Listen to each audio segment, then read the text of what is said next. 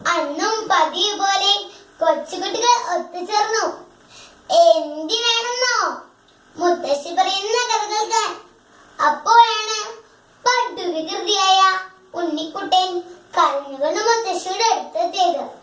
മുത്തശ്ശി, മുത്തശ്ശി, എന്റെ തലയിൽ മാങ്ങ വീണു. മുത്തശ്ശി കൈക്കുടനയിൽ അല്പം വെള്ളമെടുത്ത് ഉണ്ണിക്കുട്ടന്റെ തലയിൽ തിരുമ്മിക്കൊടുത്തു. സ്നേഹത്തോടെ കവിളിലൊരു മുത്തം കൊടുത്ത് മുത്തശ്ശി കഥ പറയാൻ ആരംഭിച്ചു. മുത്തശ്ശി പറഞ്ഞ കഥയുടെ പേരാണ് എല്ലാം നല്ലത് തന്നെ. പണ്ട് പണ്ട് ഒരു രാജാവുണ്ടായിരുന്നു. രാജാവിന് ബുദ്ധിമാനായ ഒരു മന്ത്രിയും ഉണ്ടായിരുന്നു.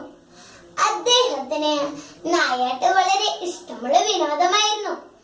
സമയം കിട്ടുമ്പോഴെല്ലാം രാജാവും രാജാവിന്റെ മന്ത്രിയും ഭടന്മാരും നായാട്ടിന് പോകുമായിരുന്നു. അങ്ങനെ ഒരു ദിവസം നായാട്ടിന് പോകുന്ന വഴി ഒരു അപകടം സംഭവിച്ചു. രാജാവിന്റെ കൈ മുറിഞ്ഞു. കയ്യിൽ നിന്ന് ചോര വരാൻ തുടങ്ങി. അന്നേരം ഇത് കണ്ട മന്ത്രി പറഞ്ഞു, ഇത് നല്ലത് തന്നെ. ഇത് കേട്ട രാജാവ് ദേഷ്യം കൊണ്ട് വിറച്ചു. എന്റെ കൈ മുറിഞ്ഞ് ചോര വരുമ്പോഴാണോ ഇത് നല്ലത് തന്നെ എന്ന് പറയുന്നത്? രാജാവ് ഉടനെ തന്നെ പിടമയുടെ ആജ്ഞാപിച്ചു. ഈ മന്ത്രിയെ ജയിലടയ്ക്കൂ. അപ്പോൾ മന്ത്രി പറഞ്ഞു, ഇതും നല്ലത് തന്നെ. ഭടന്മാർ മന്ത്രിയെ ജയിലടച്ചു. രാജാവ് നായാട്ട് തുടർന്നു. പെട്ടെന്ന് അതാ ഒരു സിംഹം. രാജാവിന്റെ ഭടന്മാരെല്ലാം നാലുപാടും പേടിച്ചോടി മരങ്ങളിൽ കയറി.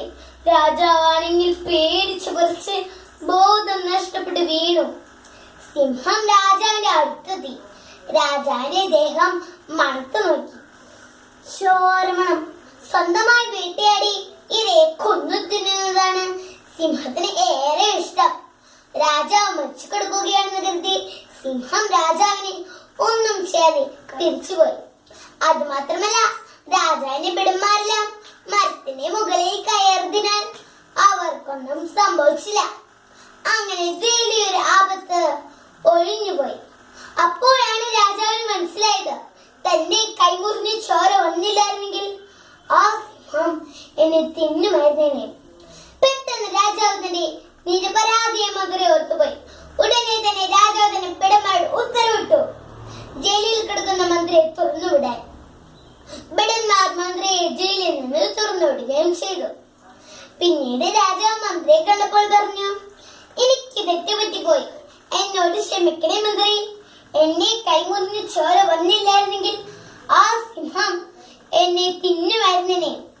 അന്നേരം ഇത് കേട്ട മന്ത്രി പുഞ്ചിരിയോടുകൂടി പറഞ്ഞു, അങ്ങനെ ജയിലിൽ അടച്ചില്ലായിരുന്നെങ്കിൽ ആ സിംഹം എന്നെയും കൊല്ലുമായിരുന്നേനെ. എനിക്കാണെങ്കിൽ മരത്തിൽ കയറാൻ പോലും അറിയില്ലാന്നേ. എല്ലാവരും കേട്ട് തടിച്ചു. അതിനുശേഷം രാജാവ് തന്റെ ബുദ്ധിമാനായ മന്ത്രിക്ക് കുറെ നല്ല സമ്മാനങ്ങൾ കൊടുക്കുകയും കൊട്ടാരത്തിൽ വലിയ സ്ഥാനം നൽകുകയും ചെയ്തു. എല്ലാവർക്കും സന്തോഷമായി. ഈ കഥയ്ക്ക് നല്ലൊരു അർത്ഥം കൂടിയുണ്ട്. നമ്മുടെ ജീവിതത്തിൽ എന്ത് സംഭവിച്ചാലും അത് നല്ലതിന് വേണ്ടിയാണെന്ന് കരുതണം. എന്നാൽ മാത്രമേ ജീവിതത്തിൽ വിജയം കൈവരിക്കാൻ കഴിയുള്ളൂ. എല്ലാം നല്ലതിന് തന്നെ. നന്ദി, നമസ്കാരം.